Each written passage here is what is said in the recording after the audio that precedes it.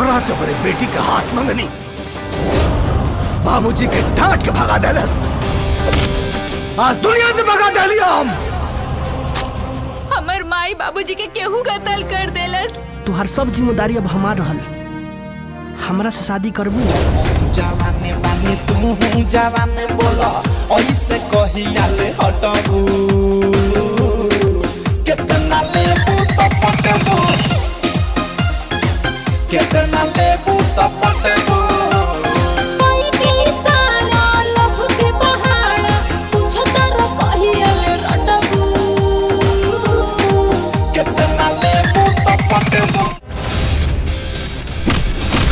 कितना जनी अलन और गैलन तोहरा जैसन लोग।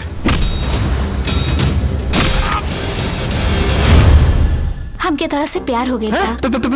प्यार? बधाई हो, हमनी के बेटा के प्यार हो गइल बा।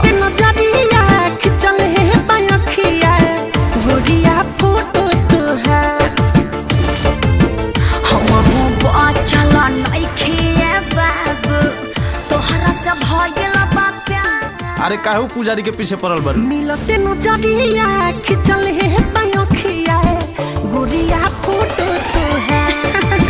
सही में मिलते नजरिया। देसी घी कुकुर के हजम ना होला।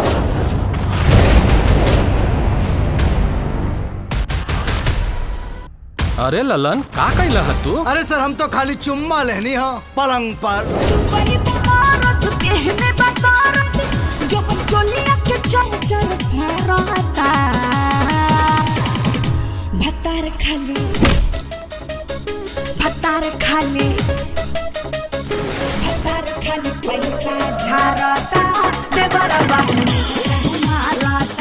ललन नाम है हमार, एक नंबर का कमीना है।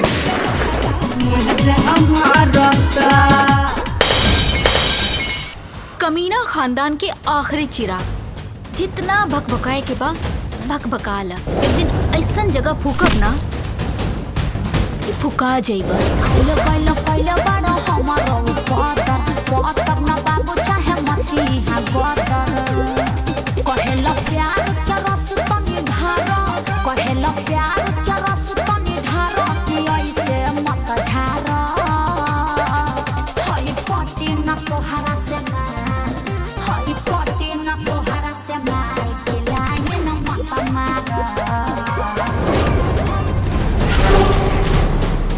काजल के बाबूजी तो ओकर बियाह हमरा संगे तय कइले बारे।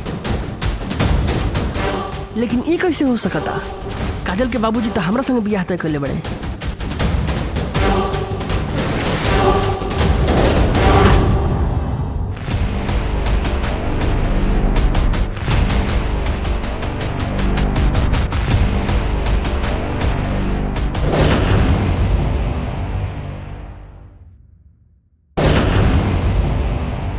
तोहरा जवनिया के बूती सटक कोहरा में तोहरा हम सोती।